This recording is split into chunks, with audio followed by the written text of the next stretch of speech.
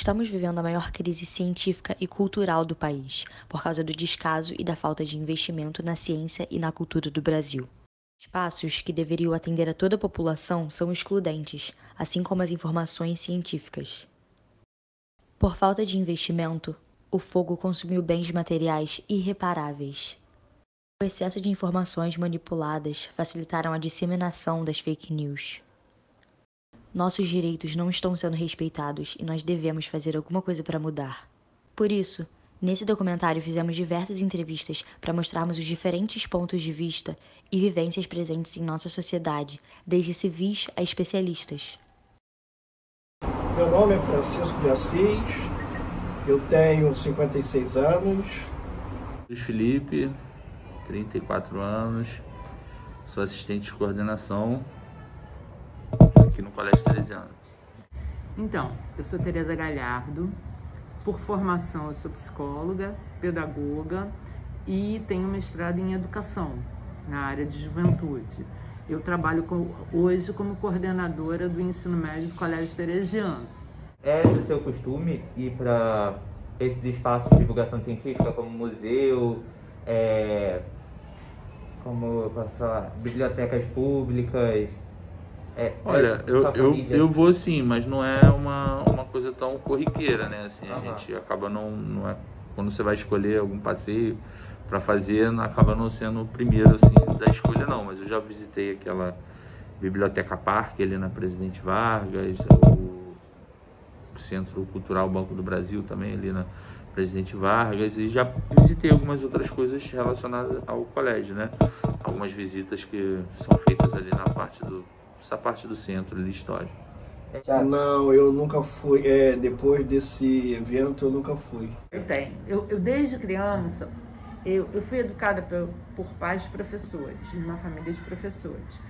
E meu pai falava o seguinte: a maior herança que eu posso deixar para você é a educação, é o capital cultural. Esse ninguém tira da gente. Dinheiro, capital, dinheiro, moeda, a gente perde. Agora, o capital cultural, nunca você vai perder. Você tocou nesse ponto de investimento na cultura, nesses espaços. Você viu que recentemente pegou fogo na Cinemateca, assim como também pegou fogo no Museu Nacional. O que você pensa sobre isso? É o descaso do poder público. Como é que você tendo um museu como aquele, onde tinha materiais riquíssimos, você não investe na instalação elétrica? Era porque era crônica de uma morte anunciada, concorda? Nesse dia eu fiquei bem abalada com o incêndio do Museu Nacional. Já fui no museu na Quinta da Boa Vista, na época em que eu trabalhava como motorista de uma família no Leblon.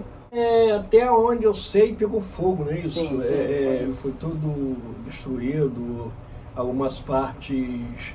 Até me lembrei de alguns momentos de múmias, coisas bacanas que tem lá dentro, acho muito interessante, entendeu? Eu, por exemplo, quando fui pela primeira vez, eu fui, como falei, como motorista, né? Da família, né?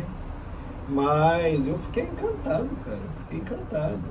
E, poxa, quando eu vi aquele fogaréu todo destruindo aquilo tudo, você não vai acreditar, mas eu chorei.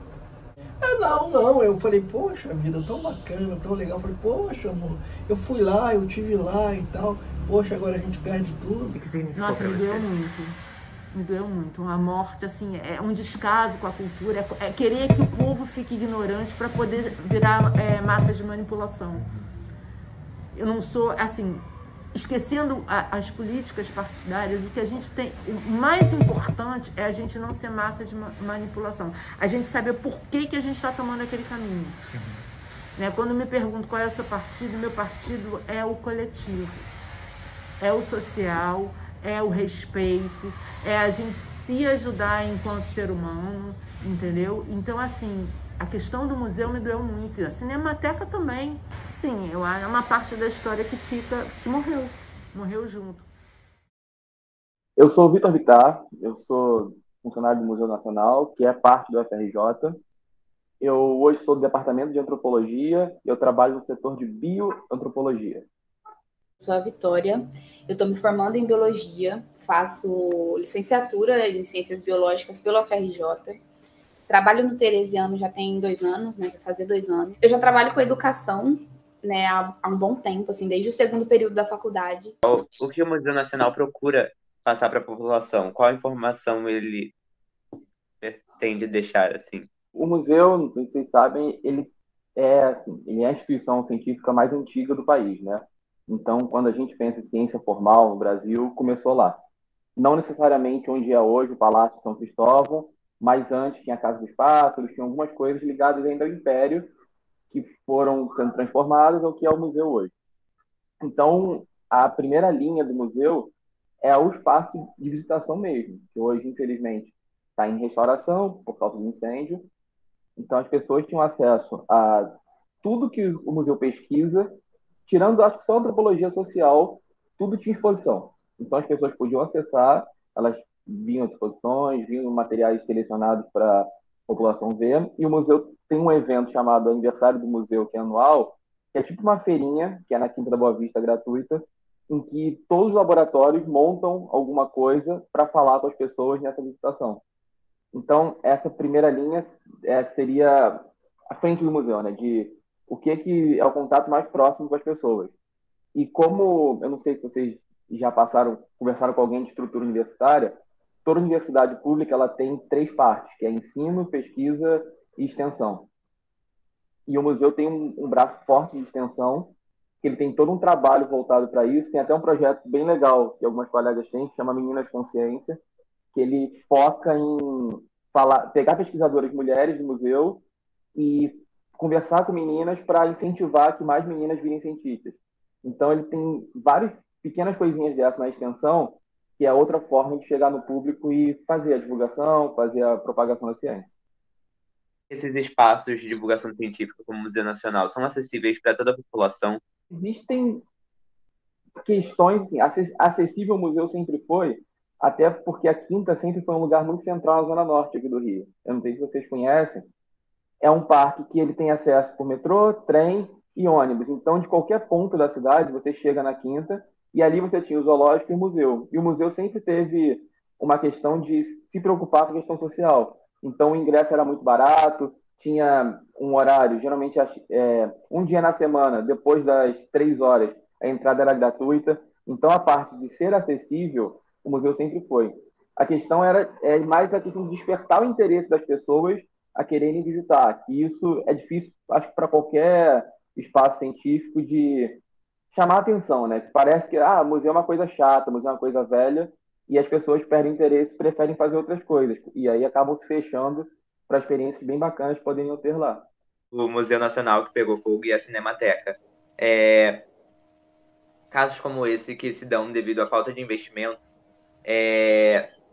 o que representa para o Brasil a perda desses locais, perda de espaços de divulgação científica? Esse é um assunto bem delicado para mim. Eu trabalhei no Museu Nacional. Se olha numa história recente aí, a gente tem inúmeros museus e coleções que foram perdidas por causa de descaso, falta de verba, né? Eu sou de São Paulo, então lá em São Paulo a gente teve o Museu da USP, a gente teve o Museu da Língua Portuguesa, aqui a gente teve o Museu Nacional, a gente teve a Cinemateca. Então, assim, não é um problema pontual, né? Não é uma coisa que aconteceu uma vez ou outra, é uma coisa que está recente, está frequente. Isso é uma coisa tão intrínseca, né? Esse descaso com a ciência, com a educação, que nem a população entende essa problemática. Então, assim, muito triste para mim porque eu trabalhei lá, porque eu vi tudo isso. Muito triste para vocês porque vocês estão dentro da escola, sabe? Vocês talvez visitaram um museu, vocês sabem a importância disso. Mas eu lembro que na época, tipo assim, no dia, sabe, que pegou fogo e eu, aos prantos, fui pro ato, enfim, tinha gente que ficava assim, gente, já queimou, sabe? Tá chorando por quê? Assim, a própria população não entende a importância disso. Então, é uma coisa histórica, assim, é um resultado, né, de uma coisa histórica que a gente não valoriza, nosso país, né, não valoriza a educação, não valoriza a ciência, não valoriza a divulgação científica. E aí a gente tem isso como consequência, né? coisa que a gente não vai ter mais. Pode reconstruir, pode fazer um prédio com uma boa infraestrutura, que é o que deve ser feito, mas tem coisa que é irreparável, né? Você, como uma pessoa que trabalhava lá e trabalha nessa área, agora uma pergunta mais pessoal, o que você lembra? Porque foi meio impactante, então não é uma coisa que a gente vai esquecer fácil. Você lembra o que você sentiu quando você viu essa notícia de que tinha pegado fogo, enfim? Gente, então, foi num domingo, né? E aí, no domingo, um amigo meu me mandou uma mensagem, Viti, seu laboratório fica onde? Eu falei, fica no 3º andar do museu. Ele, porque o museu tá pegando fogo. E ele morava ali em São Cristóvão. E gravou um vídeo pra mim. Eu fiquei assim, quê? Tipo, isso aqui não é museu, gente. Não é possível que o museu tá pegando fogo. E aí, no primeiro momento, assim, fiquei incrédula. Eu falei, não, o museu pegar fogo. Claro que não, óbvio que não. E aí, assim, foi questão, juro pra vocês, de 5 minutos. E aí, tava noticiado em todos os lugares, tipo assim, Museu Nacional está pegando fogo. E um fogo que tava assim, virou assim. E aí eu voltei pra casa correndo pra ver o que estava acontecendo. E foi uma coisa desesperadora, assim, desesperadora, porque a gente estava vendo na TV e eu conhecia aquele lugar, conhecia aquele corredor, conhecia tudo aquilo, e eu ouvia o barulho, tipo assim, de vidro de álcool explodindo, de, sabe, o chão caindo, e eu só conseguia chorar. Foi uma coisa horrível, foi absurdo, foi horrível. E eu via, né, a gente viu nas filmagens, pesquisadores tentando entrar no museu em chamas para pegar pesquisa, porque ali tinha todo o trabalho da vida deles, né? É uma coisa muito pesada, eu acho que é uma coisa que tem que ser muito levada a sério. E toda vez que a gente falar sobre isso, a gente tem que evidenciar que, assim, cara, isso não pode acontecer de novo, sabe? Em nenhum outro lugar. A perda do museu, como você falou, no incêndio, significou para o Brasil? Cara, eu acho que primeiro é um marco, né, de toda uma questão de como a gestão pública da educação, das universidades públicas, e no caso do museu, tem sido problemática ao longo de, sei lá quanto tempo, tá? Talvez desde o começo da República, toda essa questão da gestão. Então, a perda do museu, ela é um alerta gigante de como está sendo tratada a ciência, de como está sendo tratada a universidade. Então, é uma amarra de coisas de que a gente vê que tem um problema com a gestão dos espaços públicos, da universidade, entrada de dinheiro, um cuidado, uma nova valorização dos servidores, dos espaços, que levou a essa tragédia, que foi a perda do espaço, de perda de coisas que não tem como você recuperar, não tem como conseguir um parecido. Então, é um golpe pesado para nossa história e para nossa ciência, né?